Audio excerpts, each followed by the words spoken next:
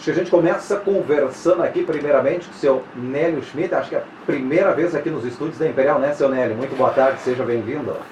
Pode chegar mais pertinho. Não, aqui. Já tivemos em outra oportunidade. Já estiveram aqui? Sim, tivemos aqui com o seu Dirk Weissler da Alemanha, estava junto o Jorge, muito da bem. linha nova, aí, então, tivemos aí conversando. Então já é da casa, não é? Já somos da casa. Agora, falando sobre genealogia, seu Nélio.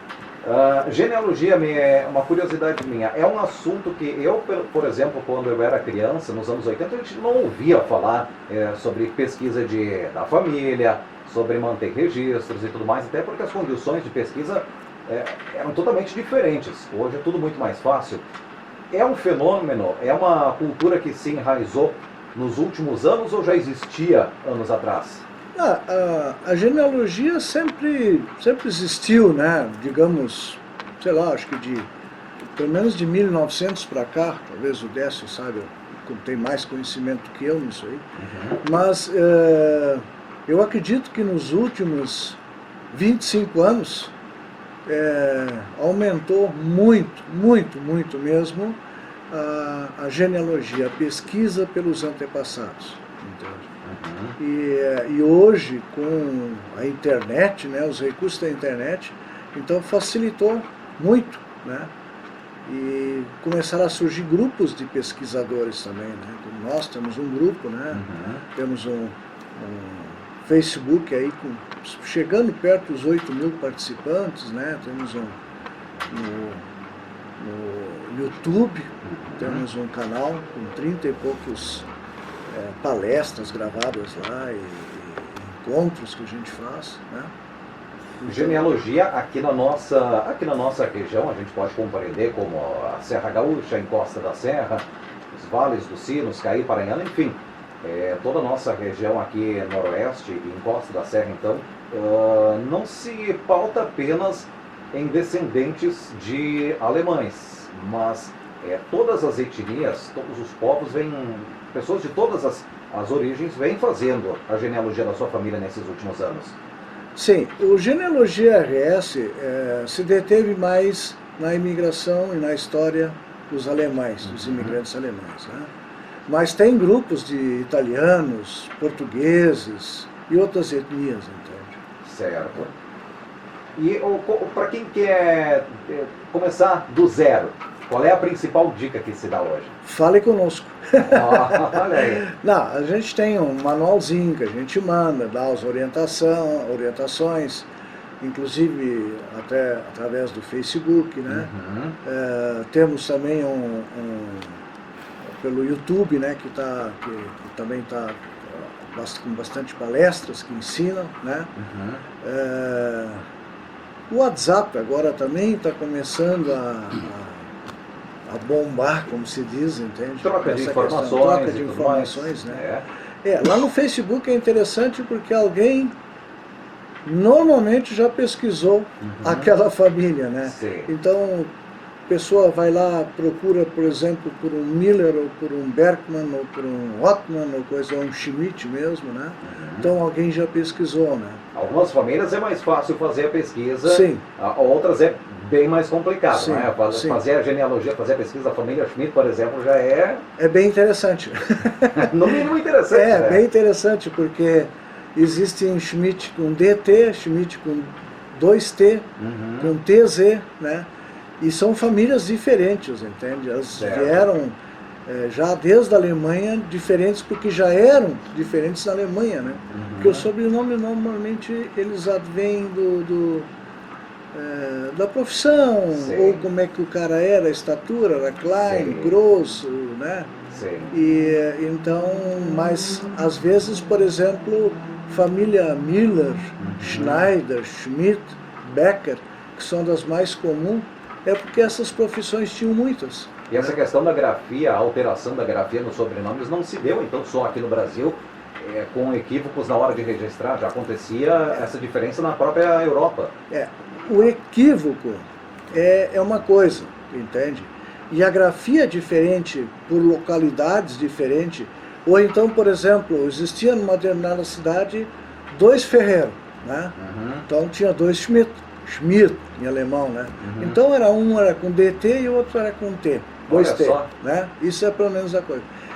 As modificações na grafia se deram muito aqui no Brasil, Sim. porque os registros, por exemplo, que eram feitos pelos brasileiros ou então pelos padres espanhóis, tinham esse probleminha, né? Já com os pastores, né, das igrejas luteranas, evangélicas, né, eles já eram mais craques no escrever o alemão. Já tinham esse conhecimento. Um grande exemplo é Winger, né? O original é com um W, mas temos também com um V. O seu Décio Schauren, autor do livro A Lenda do Veleiro Cecília, que eu vou mostrar aqui na live. O pessoal que está acompanhando a gente pela live pode acompanhar aqui. Esse livro aqui vai dar muito o que falar ainda, né? Muitas histórias que eu vou ter o privilégio também de tomar conhecimento. Acho que a partir de hoje, à noite, quem sabe, né? Seu Décio, obrigado aí em primeiro lugar pelo livro. Vou pedir o autógrafo daqui a pouquinho também. Mas a sua colocação, por gentileza, sobre esse assunto também tratado. Boa tarde. Boa tarde aos ouvintes da Rádio Imperial FM. Eu só queria entrar nesse assunto, comentado pelo Nélio Schmidt. Por que não se firmaram os sobrenomes num certo momento? Os sobrenomes no interior da Alemanha, eles surgiram no fim da Idade Média. Uhum. Só os nobres antes tinham sobrenomes, ou então pessoas que tinham cargos no governo, né? Mas o que acontece? No final da Idade Média ainda, na Alemanha, ou na Europa, podemos dizer, menos de 1% das pessoas sabiam ler e escrever. Veja só, menos de 1%. Não precisa dizer que é baixíssimo. Então, as pessoas, quando davam o sobrenome, era oralmente, elas falavam o sobrenome, não escreviam. Então, o padre ou o pastor que anotava o registro no livro de registros eclesiásticos na época, ele escrevia de ouvido. Certo. Então, por isso que tem tantas formas diferentes de escrever, que cada um escrevia do jeito que achava. E naquela época não existia o alemão padrão. O alemão padrão ele surgiu a partir do momento que Lutero traduziu a Bíblia para o alemão. E isso foi lá em 1520 e alguma coisa, 1530 praticamente. Sim. Então até ali não existia um padrão. A Alemanha tinha dezenas de dialetos. Então por isso essa confusão toda de sobrenomes. Os sobrenomes só vieram se firmar depois de 1800, principalmente naquela região de onde veio a maioria dos nossos antepassados, que é o sudeste da Alemanha, próximo da França. Região da Renânia-Palatinado, região Isto, exatamente, do Sarre, né?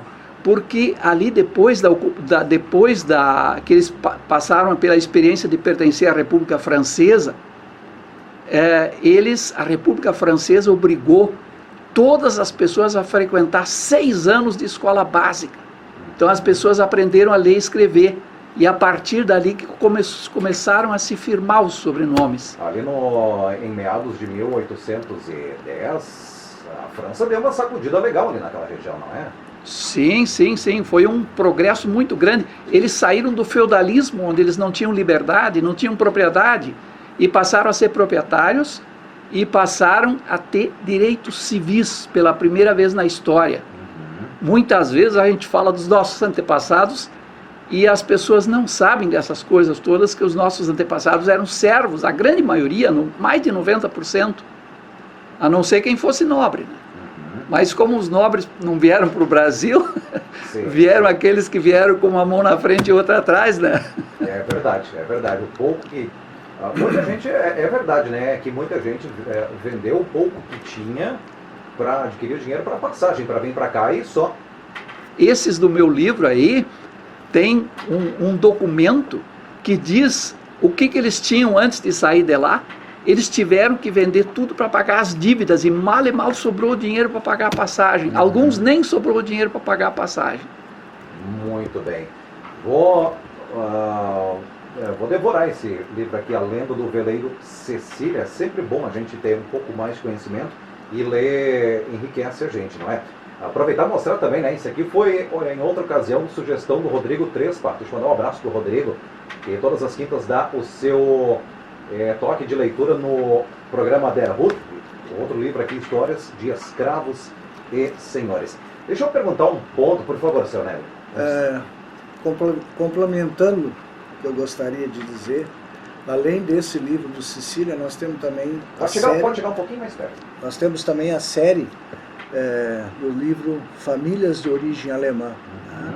A gente já fez 3 volumes, estamos agora por completar o 4º volume, que em função da pandemia e as dificuldades para se conseguir fazer o complemento das pesquisas, então está atrasando um pouco. Certo. Então, além disso, o Genealogia RS, que é uma editora, uma livraria também, né?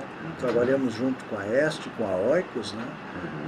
Revendemos livros também de pesquisas, livros sempre voltado para a imigração alemã. Né? Certo. Eu queria apresentar, isso também junto conosco, veio o seu Heitor Meurer. Né? O Heitor que está atrás aqui, não estou tendo visão porque está atrás do monitor. Tá um pouquinho atrás do nosso locutor. O Heitor é nosso recente contratado como assessor de comunicação. Dá o seu boa tarde aí, Heitor. Vamos dar o seu alô pode dar aí. o seu boa tarde aí também. Então, com o Maicon nós já conversamos a partir do WhatsApp para acertar essa tarde hoje. Obrigado, Maicon, pela verdade. disposição, e o pessoal da equipe também do marketing e do comercial. E aos ouvintes da Imperial dizer do prazer de estar pessoalmente, como radialista também aqui nesta rádio que a gente tanto ouve falar, escuta, mas pela primeira vez senta na bancada por um tema tão importante como é falar de genealogia e falar deste novo lançamento que é a lenda do veleiro Cecília. Então, estou muito feliz com essa nova posição e participação também dentro do Genealogia, trabalho que eu vim acompanhando há alguns anos, e foi aí que conheci o Nélio, depois conheci o Décio, e assim a gente está num trabalho em conjunto. Obrigado, Maicon, de novo pelo convite. Nós que agradecemos a oportunidade também de apresentar o trabalho de vocês. Quem quiser mandar alguma pergunta, os ouvintes que têm curiosidade, têm alguma dúvida, podem mandar pelo nosso WhatsApp, 5432811510, também pelo fixo. Tem alguns comentários já na live, pessoal elogiando aí, parabenizando também pela iniciativa do assunto. Deixa eu ver aqui, o Vilmar Guns, parabéns pela iniciativa da Imperial, trazer um tema tão interessante, família Guns em Curitiba, acompanhando a live também. E muitos outros recados que vão chegando pela live. Também, deixa eu mandar uma boa tarde aqui para Vone Fritz, no Floresta em Estância Velha. Luiz Gomes em Curitiba, então, né, estava ansioso pelo programa da tarde. O Daniel Praz, que também é muito ligado aí na área da história, aí no Maratá City. Ele pergunta aqui, o que os genealogistas pensam sobre a pesquisa por conta própria baseada basicamente em lápides, e qual a importância e responsabilidade das comunidades em manter os campos santos em condições. Os campos santos, próprios cemitérios, né? Nós temos um lema dentro do Genealogia RS, que agora, mês que vem, dia 14, vamos fazer 10 anos, entende? Primeiro, pesquisa genealógica não se faz sozinho. Né? Junte, convide, amigo, parente ou alguém que esteja fazendo. Né?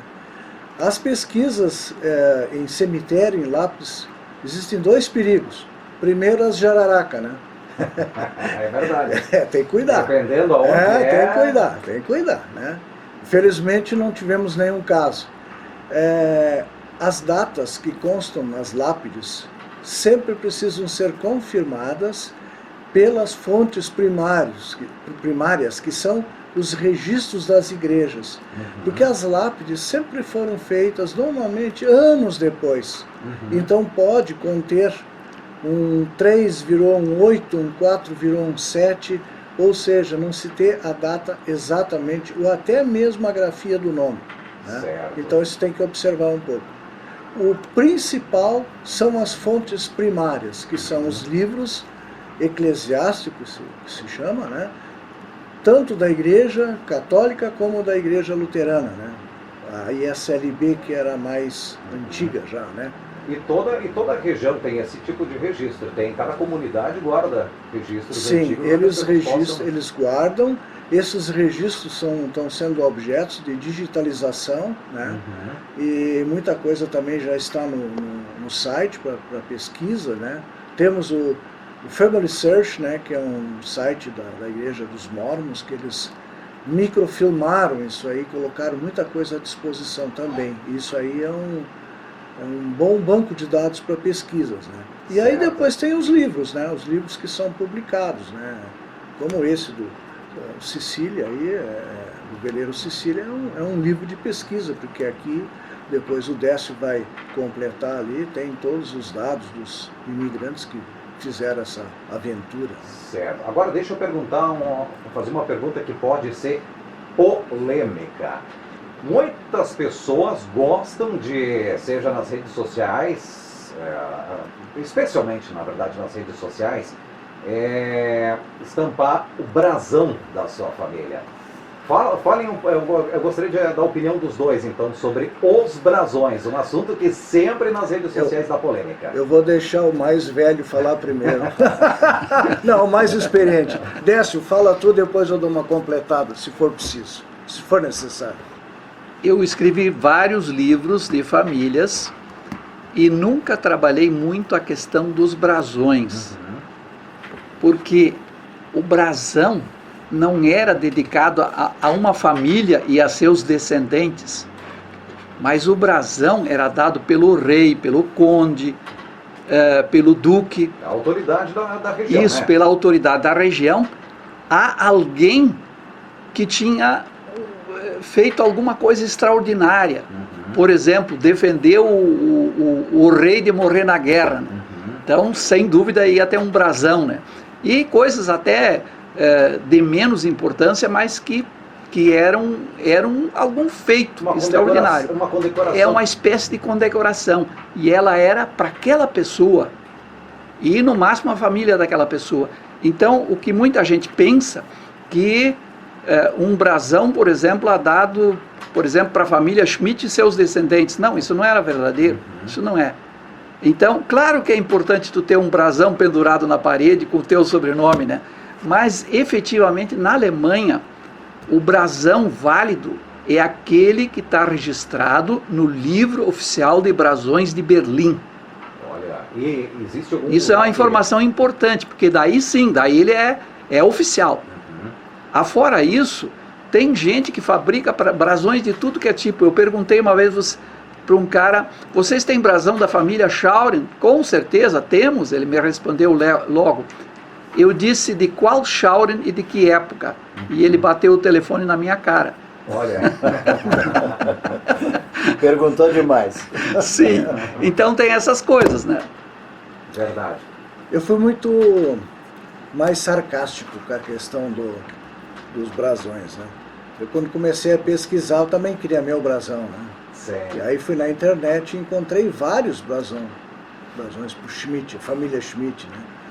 Aí eu escolhi o mais bonito, um azul, todo bonito, né? Aí do lado eu vi um em vermelho, mesmo, mas em vermelho. Eu digo, pô, por que não usar os dois, né? Para gremistas e para colorados. Então, pelo menos, não existe essa de brasão. É bonito, eu acho bonito. As festas de família, o pessoal ter lá, olha, é um brasão, né? Mas não, na realidade, eu não vou dizer que é folclórico, entende? Mas não é verdadeiro, aquele não existe, né? Ele é bonito, mas também só. Né? Ele fugiu então da sua função e acabou virando, com o passar dos anos, uma maneira da pessoa porque enfeitar o seu sobrenome. Efetivamente nós temos aqui no Rio Grande do Sul muitas famílias que conseguem comprovar que algum dos seus antepassados teve um brasão e eles usam esse brasão. Então isso pelo menos é um estudo que comprova que um antepassado recebeu um brasão. Sim. Então isso é importante, mas tem que se cuidar que há muito picaretas fabricando brasões. Tu pode escolher o mais bonito, inclusive. Se vê, justamente a gente vê, quem começa a pesquisar sobre isso acaba encontrando na internet justamente gente oferecendo camiseta, oferecendo xícara, oferecendo não sei o que, com o brasão estampado, né, da sua família. É uma maneira que muitos acharam de ganhar dinheiro. Felipe Dio Parabenizar o grupo do Genealogia RS, sou fã da Imperial e também fã do trabalho do Nélio Schmidt, acompanhando. Salete Ellingen, parabéns Imperial por nos proporcionar um pouco mais sobre o tema tão interessante em busca das nossas raízes. O Cláudio Miro Kuntz, parabéns, ótimo programa, sou bisneto dos Kuntz que vieram acho que da Argentina. Botou aqui Argenta, deve ser da Argentina, talvez. Talvez Argental, do Hunsrück. Argental. Argental, essa região, peço desculpas a minha falta de conhecimento nessa área. Argental, então, é da... Isso é no Hunsrück, Renânia Palatinado. Muito bem, muito bem. Que bacana. Deixa eu ver, tem mais aqui, a dona Angelinha em São Leopoldo. Não sou de origem alemã, mas tenho netas Miller e moro perto da casa histórica do imigrante e fico triste do abandono total desse patrimônio. Pois não, seu Nélio. Bem a propósito, não é só a senhora que fica triste. Todos nós estamos muito tristes que faz 2 anos atrás terminou ruindo quase por completo, né? Mas nós temos uma notícia boa, eu faço parte da diretoria do Museu Histórico Visconde de São Leopoldo, né? Já existe uma verba que está sendo liberada, bem interessante, né? E nós pretendemos até o ano de 2024, quando se completar o bicentenário da imigração, de ter aquele ambiente todo ele restaurado, cercado, com locais assim bem adequados e aprazível para as pessoas frequentarem, entende? Certo. Isso está sendo feito através de convênios, são vários convênios que estão sendo assinados, entende? Posso também falar que a Universidade, a Unicinos, é uma das parceiras, né? Eles já estão trabalhando em cima do projeto que está sendo feito pelo pessoal técnico lá. Muito bem. Vamos, em breve, já vão começar a ter movimentação de obra lá. Existe também toda uma movimentação desde já, programando as comemorações do bicentenário da imigração alemã. O André Rota, de São Leopoldo também, nós temos um grupo ali, rumo ao bicentenário, que também realiza muitas ações, muitas lives falando sobre vários aspectos relacionados à cultura alemã aqui no Rio Grande do Sul. Tudo visando também as comemorações do bicentenário lá em 2024, e a gente espera que sem pandemia, né? Sim. 543-281-1510, o nosso WhatsApp. O pessoal pode, se quiser, mandar brasões aqui para o WhatsApp da Imperial, como está fazendo aqui, por exemplo. Deixa eu ver aqui, esse é o brasão da família Lenz. Sou Jägle de mãe e Lenz de pai. Quem manda aqui é a Lore de Portão, mandando aqui o brasão da família Lenz. Deixa eu mandar um abraço para o seu Egon Gelser lá em Ivoti, acompanhando também. Tem aqui mais Clóvis Figgenbaum, de Teutônia. Se tiverem o brasão da família Figgenbaum, gostaria de ver. Procuramos na internet, não localizamos se existe ou não. É como foi dito aqui, né? Daqui a pouco a pessoa se esforça aí, cria uma expectativa para algo que muitas vezes pode não corresponder, não é? Por favor, não deixe de fazer o seu brasão. Não é isso, né? Eu sempre falo, brasão é bonito, ele identifica, mas ele não tem aquela conotação que muitos dizem. Brasão é da minha família. Certo. Ele pode ter um visual com o seu sobrenome, mas não significa que ele é o brasão da sua família. É essa a questão diferencial, né? Estamos, para quem está chegando agora, recebendo nos estúdios a visita do senhor Nélio Schmidt, genealogista, diretor do site genealogia.com, ainda do seu Décio Schauren, autor do livro A Lenda do Veleiro Cecília, que mais uma vez eu vou mostrar para quem está acompanhando aqui pela live. Daqui a pouco a gente fala mais, nós vamos entrar agora no assunto do livro também, né? Falar um pouco mais. E também do jornalista Heitor Moirer, acompanhando, formando esse baita trio aí e enriquecendo a nossa tarde aí com informações sobre genealogia, sobre história e tudo mais. O assunto antes era brasão e o pessoal começou aqui a mandar vários brasões, isso é bacana. O brasão da família Gomes, que eu estou recebendo aqui pelo WhatsApp. Osmar Lindemann, da Boa Vista do Erval, curtindo muito o programa, obrigado. Brasão da família Kunzler aqui também. Deixa eu ver quem mais aqui. Ouvindo a live do Nélio é demais. Parabéns a esse grupo. Estou completando a árvore do meu tetravô, Peter Schneider, que veio do Hunsrück em 1829. Graças à pesquisa encontrei vários parentes no Paraná, Paraguai, Argentina, Santa Catarina, e a nossa amiga aqui está amando fazer a pesquisa. Ela disse que o seu ancestral se instalou na picada Schneider. Deixa eu ver quem mais. Darcy Lam de Parobé, manda aqui brasão da família Lam. Quem também está curtindo muito o programa, o Paulo Land, lá em Florianópolis, Praia do Campeche. Quem mais? Brasão da família Rech. Não é Rech agora é Rech. Aqui no caso, Rech. Ainda para completar aqui, sou de Pelotas, Gilson Hall. Sou de origem pomerana. Gostaria de saber como descobrir o brasão ou alguma informação sobre a família Hall. Sabemos que tem uns de sobrenome Hall em Porto Alegre e outras na região de Lajeado. E aqui em Pelotas tem uns e também em São Lourenço. Seu Nélio, como é que podemos ajudar o nosso amigo ouvinte lá de Pelotas? Bom, o nosso foco é a imigração alemã e, evidentemente, a Pomerânia, que era antigamente um estado do norte da Alemanha, que hoje é a Polônia, né, está junto, está no bojo.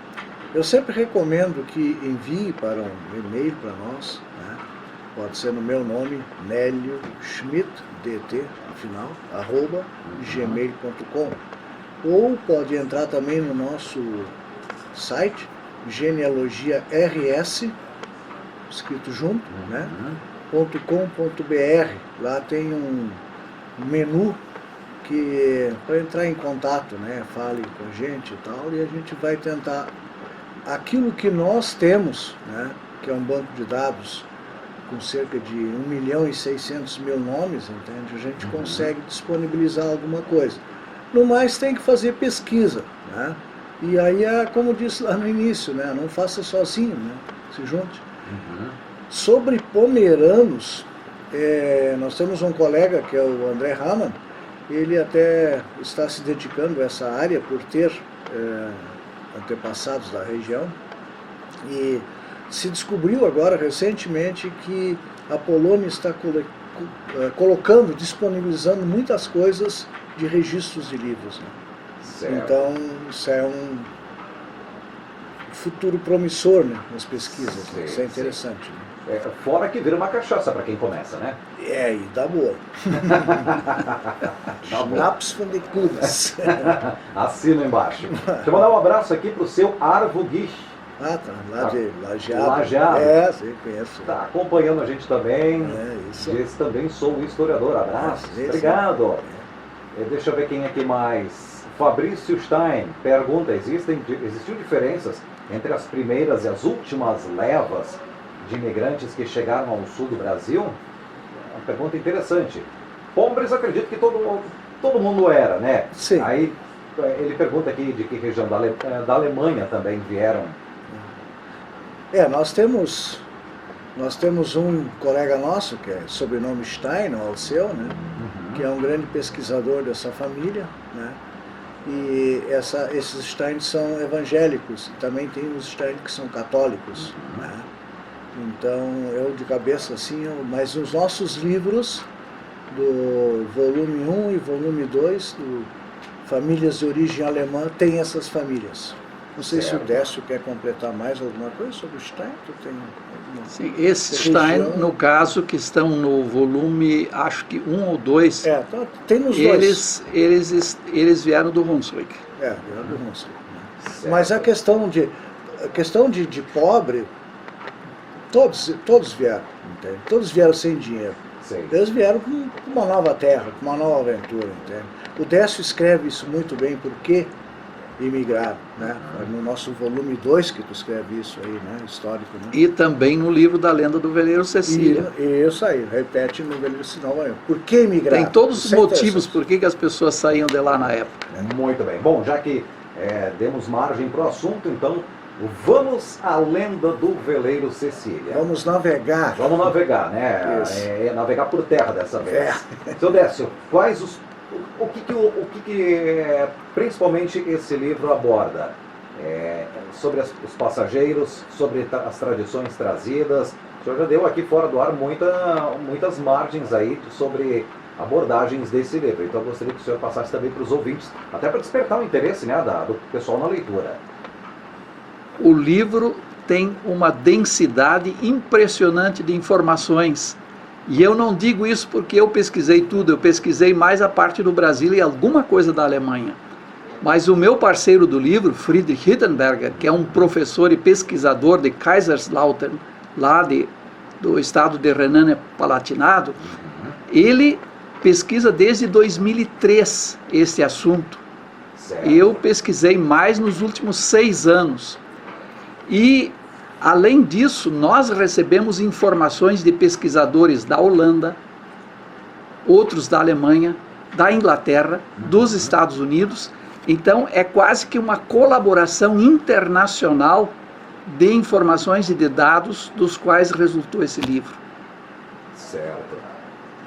E o pessoal dessa região de Dois Irmãos, Ivoti, São José do Hortêncio, Lomba Grande, Novo Hamburgo, e mesmo alguns de São Leopoldo, muita gente conhece a história do veleiro Cecília, mas que na verdade tem um cerne de verdade, mas ao redor desse cerne se formou uma lenda, quer dizer, se formou ficção. Muitos de vocês já devem ter ouvido falar esse conto, quem conta um conto aumenta um ponto.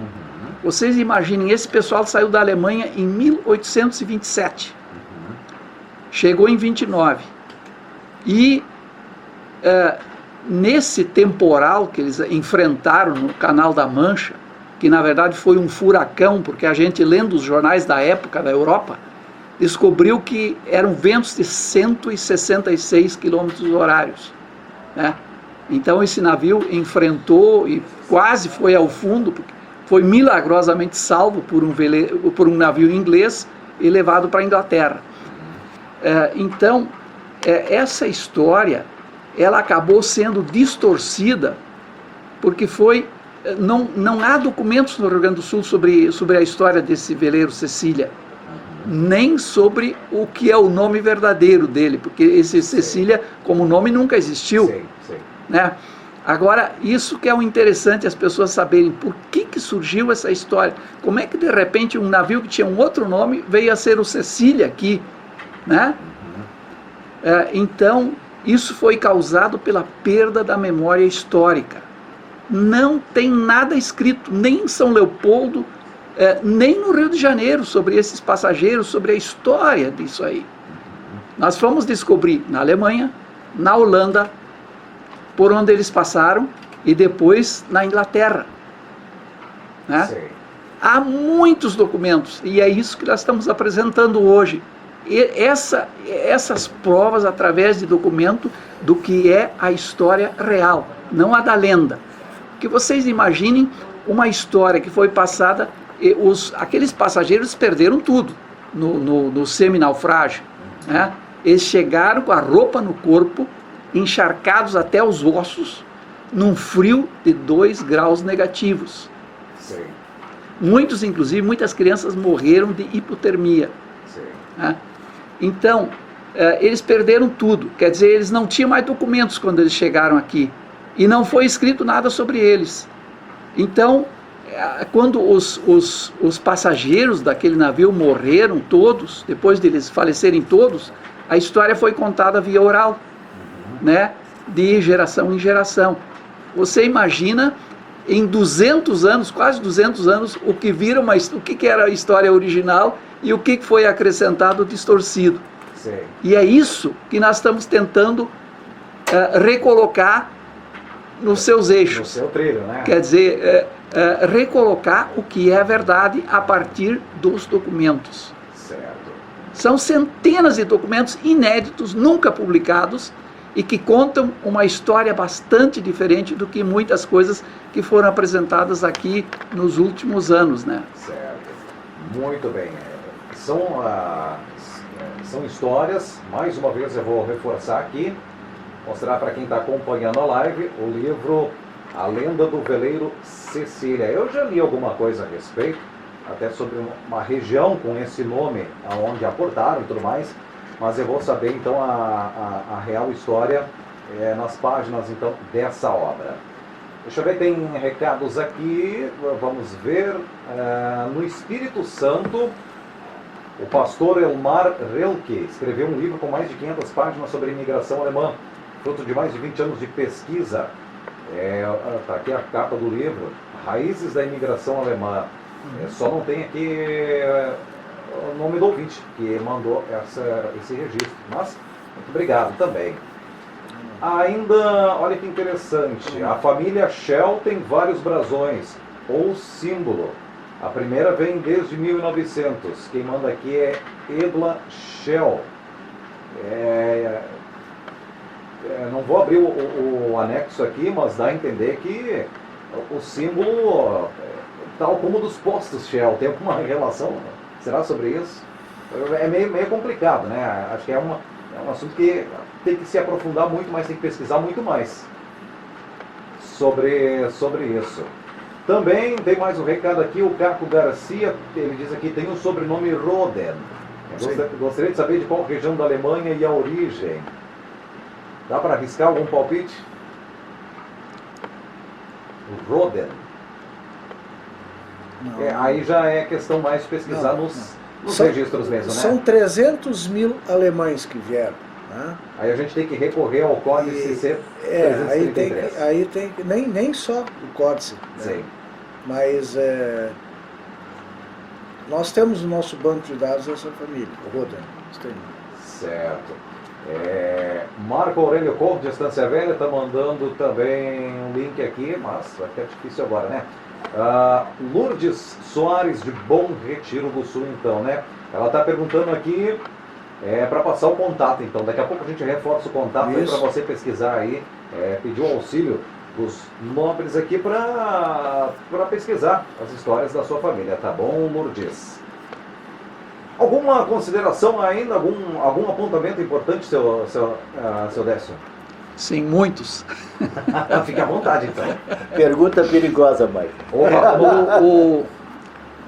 Quem pela primeira vez, então, escreveu em um livro sobre a história desses imigrantes e sobre essa tragédia que houve no Canal da Mancha foi o padre Amstad, que vocês de Nova Petrópolis conhecem muito bem. Né?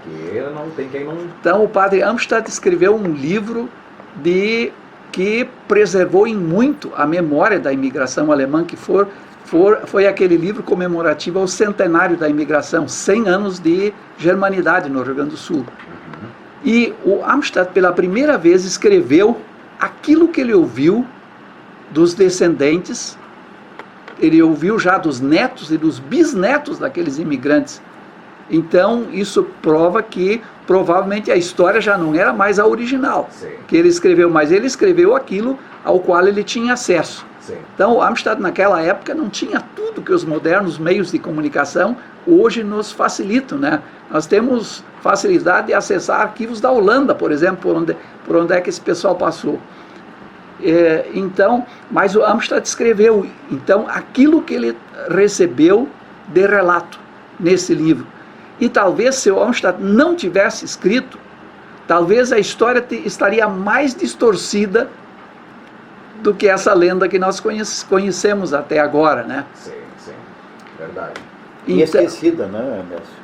Então, o que nós tentamos fazer? Com essas pesquisas todas, a partir dos documentos que nós encontramos, e são centenas de documentos inéditos, nós reescrevemos a história.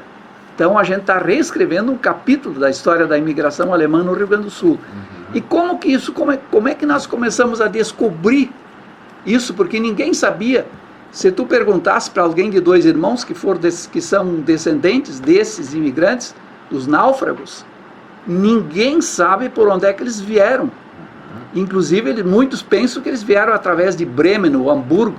Não, eles saíram pela Holanda. Sim. Foram pelo Reno até a Holanda, que era a coisa mais fácil, né? Qual é que era o principal porto, mais, onde mais se deram embarques? De Hamburgo ou na Holanda?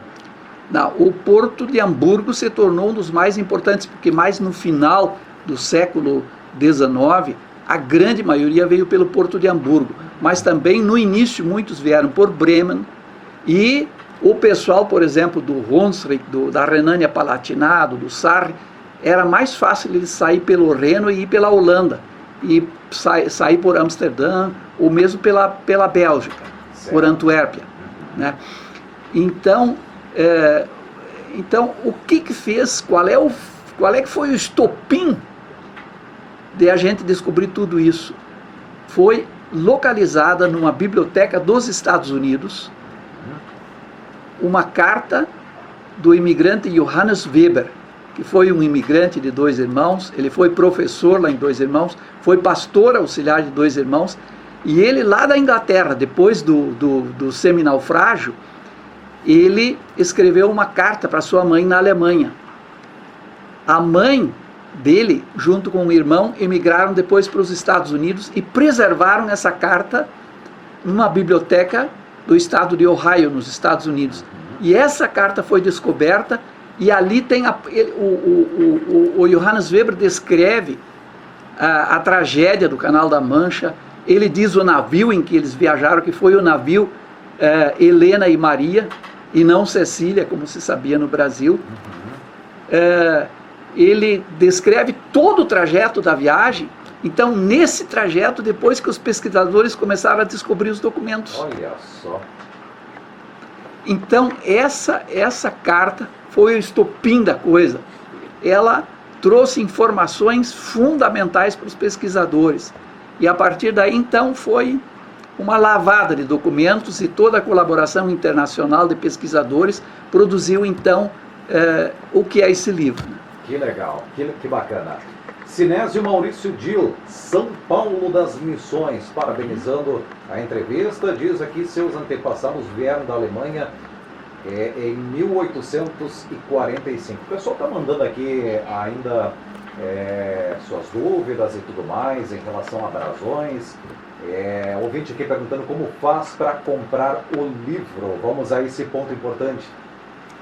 Fica pro Nélio. Fica pro Nélio. Lá do comercial. Então vamos lá. Antes de falar sobre como adquirir o livro, uma pequena dica para quem quer fazer pesquisa: faça o caminho de volta. Na certidão de nascimento de cada pessoa, além de estar o nome dos pais, tem o nome dos avós. Às vezes até dos 4 avós. Sim, sim. Na certidão de nascimento do pai, tem dos pais e dos bisa. E assim vai, né? E assim vai. Tá? Muito cuidado. Eu estava lendo há pouquinho. Eu sou Schumacher. Tem várias famílias Schumacher. Então tem que procurar a sua linhagem. Não tente descobrir, o meu imigrante, mas quem é o teu bisavô, não sei. Então fica difícil. Essa é uma excelente dica, né? A partir das certidões de nascimento. Que ali tem informações, ou procurar descobrir, né? Se não tem, procura descobrir qual a comunidade a qual foi registrado e pesquisar nessa comunidade, que isso também é um caminho muito bom. Posso ir para o comercial vamos agora? Vamos lá. Os contatos, o comercial, por gentileza. Pessoal, para adquirir esse livro, o valor é R$100, mais 20 de correios. Tá? Registrado, tudo direitinho. Pode ser através do nosso e-mail, nelioschmidt@gmail.com, ou então através do nosso WhatsApp, 51 99 187 97 12. Certo. Tá? Quem não conseguiu anotar, pode pedir aqui para nós, na Imperial FM, que a gente repassa então o contato do seu Nélio Schmidt. A entrevista também, ela fica registrada na página da Rádio Imperial FM no Facebook, Quem quiser acompanhar, tirar alguma dúvida de algum ponto da entrevista, pode ir lá em Rádio Imperial FM no Facebook e pegar a entrevista desde o começo. Gente, é assunto que a gente iria longe, né? Nós vamos com muita alegria numa outra oportunidade receber vocês. A gente vai combinar, assim que possível, um retorno para falar mais sobre esses assuntos. Quero agradecer muito, então, a vinda do seu Nélio Schmidt, genealogista. A gente já conversava bastante pelas redes sociais, pelo Face e pelo WhatsApp. Hoje, primeira vez, então, pessoalmente, né? Isso. Seu Décio Schauren, obrigado também pela obra. E também do Heitor Moirer, que veio junto aí com esse trio. E o cinegrafista é o Ricardo Porcher. Ricardo Porcher. A entrevista que ele está registrando vai ficar também em alguma plataforma? Sim, vai ficar no nosso canal do YouTube. Quem quiser pode acompanhar lá também, né? Também. Só repete o canal, por gentileza. O canal do YouTube é fácil, é Genealogia RS. Escreve lá no Google, Pesquisa. né? E vai aparecer lá o nosso... Muito bem, então. Sucesso para vocês. Mais uma vez, nosso muito obrigado e até uma próxima oportunidade. Muito obrigado. Muito obrigado a vocês. Disponha.